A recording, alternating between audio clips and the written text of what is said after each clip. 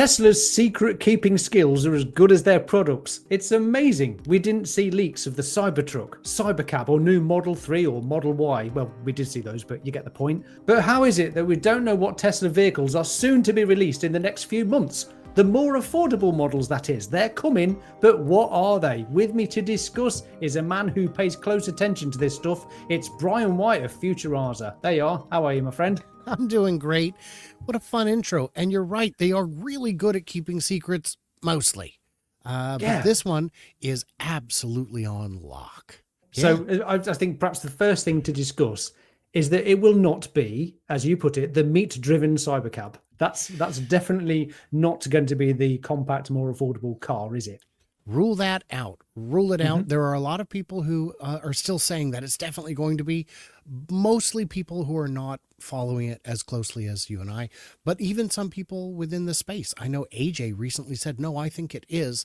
But AJ, as a very skilled analyst of the of financials of Tesla and many other companies, he's very good at looking at the past, not as good at predicting the future. And the trick with it is, if you wanted to make it the Cybercab, the Cybercab would have to undergo fundamental changes all the way to the core that we know were canceled a year ago. Yeah, so that's the NV91 program that was cancelled, and it's just structurally not possible to make the Cybercab into a four-seater because the rear section is part of its structure, isn't it? So we know that that's the case. So clue number 2, the Robotaxi production line doesn't exist now. So we know that these more affordable models will be built on current manufacturing lines, don't we? Because if it's coming out in the next half a year. So you're digging deep here, and I will give it to you. We know because Elon and Tesla have made clear that these will be built on the lines of the 3 or Y or both. But the Cybercab line does exist. There are leaks out of Austin that say, just so you know, the line does exist. They are building in small scale the production intent models. I guess they're not release candidate, but they are close to it. They are iterating to get it finalized for production. There is an unboxed line somewhere in Gigatexas. So does that mean then that they could be, the line could be the deliberate one they're going to be building them on, but it's also going to be transferable to existing lines as well around the world for on 3 and Y lines. Is that right? No, because the design philosophy is entirely different. The unbox method means you can build a very, very small assembly line, which you can scale infinitely from there. It's more modular. It's more compact. And building a 3 or Y on the line that builds the Cybercab would make as much sense as building a semi on the line that builds 3 or Y. Right. Okay. So I'm still slightly confused then. Let's go through them one by one. We'll start with the easiest one to answer. Is it just going to be a decontented Model 3 or Y, like the one they made for the Mexican market? Mexico got a Shanghai Model 3 that had no rear infotainment, that had single motor, that had LFP battery, that had cloth seats instead of the vegan leather, that had all of these little cost savings, and they were able to reduce the price by $3,000. That's not quite the $5,000 a lot of us are expecting, but maybe there's some other little things you could trim to get you there. Maybe you put in a metal roof instead of a glass one. Maybe that's enough. But we don't think it's going to be that. We think that it lacks the ambition that would, yes, it'd be more affordable, but it wouldn't be really a new model. It'd just be a new trim. So we don't... And just to jump in there as well, sorry to interrupt, but I want to point out that the in the Q4 2024 financial report in the Outlook, one of the slides explicitly mentioned new vehicles and next generation platform. So that would suggest that sort of rules out the cheapened Model 3 and Model Y, doesn't it? I agree completely on that. And by the way, for those in the comments who say, oh, quit interrupting each other, guys, we're just having a conversation. This is fun. We're here for it. We're doing our best. So yeah, we can rule that one out. So then the next idea, is which we talked about first, is it just a Cybercab with a steering wheel? No, there's too many changes that would need to be made, and you and I have discussed this, but let's start with the fact that you'd need more powerful motors. These motors are not designed to be quick and fast and fun. They're designed to be comfortable. You only need 80, 100 horsepower to be adequate for the job. Well, for a human driven one, you'd need more than that. So now you need a bigger motor. And of course, the battery would be too small. So now you need a bigger battery. Well, at that point, you're heavier. So you need different suspension, which you needed anyway because you'd need to carry higher lateral loads. The suspension would need to be different. And at that point, you realize the cooling system is no longer adequate for the battery. And it's a different cooling. We need a different cooling system.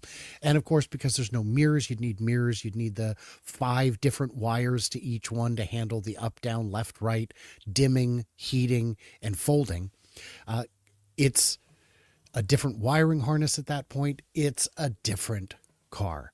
And So what have we got left? What's left of the Cybercab? What's left of the 3 or the Y to make this little car? Infotainment Yeah, is well, the software. you just add a steering wheel. Guys, the dash space is already consumed. There's no room for it. And then you need different airbags. It's a different car. So let me disrupt you once more. Sorry, Brian. Yeah, I'm trying to condense this video into a shorter version of my half-an-hour usual ones. So what about the image that we saw of a Cybercab with a steering wheel? Was that just, a shadow? Could that have been they were testing just the platform size for a vehicle and they did put a steering wheel in it? I mean, it's not out of the realms of possibility, is it? So what we know, that picture was inconclusive. I reached out to some people in Texas. They said there are ones there that have some kind of physical steering control, but it is only for use around the lot to make jockeying it easier than fiddling with the app. Okay. So it is a testing thing, just like how sometimes in testing, they'll have all kinds of extra things on a car that don't make it to production.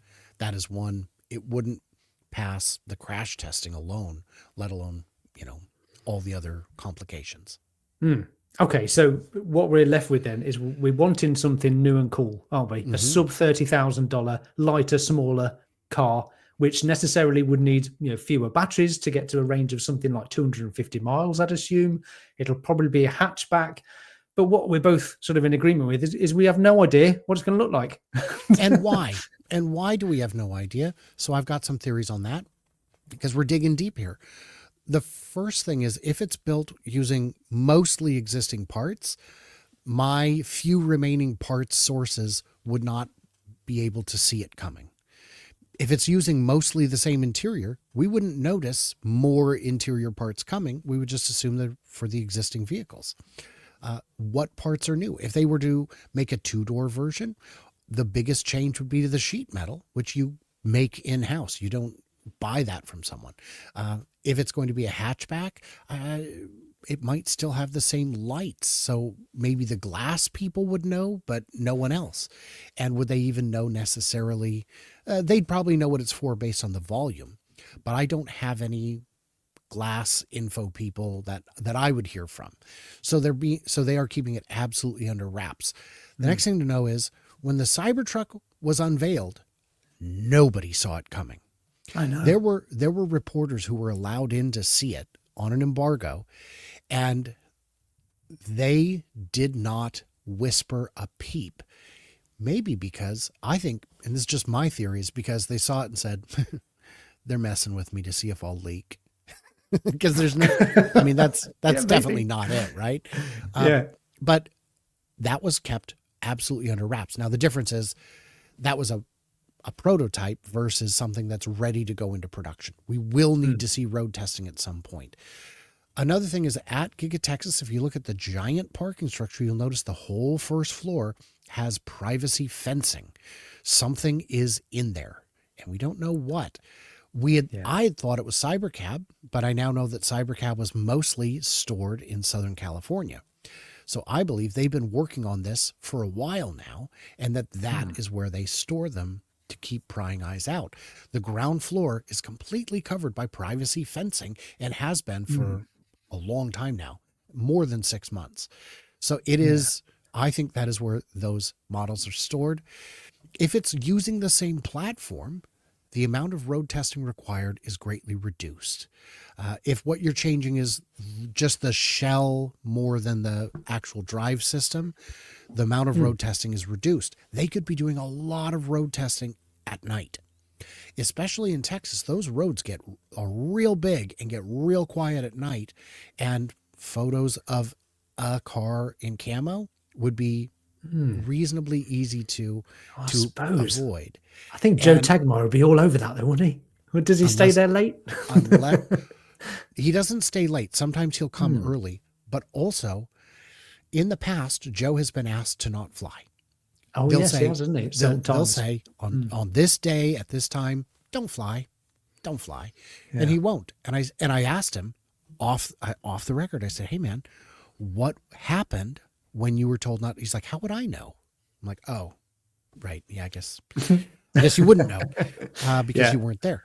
So it is and the other thing that I came up with, and I shared this with Randy Kirk the other day, was that you could also road test them in Michigan, because Michigan is littered with cars in camo. Nobody looks twice at them because they're an everyday thing from all the different manufacturers.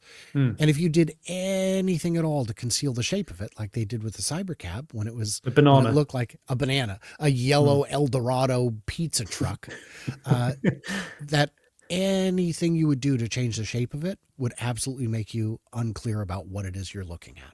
Yeah, and that's why I love Tesla, because me and you get to speculate on things like a massive banana car just driving around, trying to figure out why is one wheel bigger than the other, and we're still almost none the wiser as to what to expect for these cheaper cars, are we? But I think it's great that we get to have fun putting these Tesla jigsaw pieces together. So thanks so much for joining me, Brian. I really appreciate you being there. And do go over to Futuraza and like and subscribe to all of Brian's work. It's fantastic. And let us know in the comments, what on earth do you think is coming? Because I've been up and down, around and around with this one. I'm almost there. I'm Will. This is the Tesla Jigsaw. Thank you, patrons. Thank you for watching. Bye for now.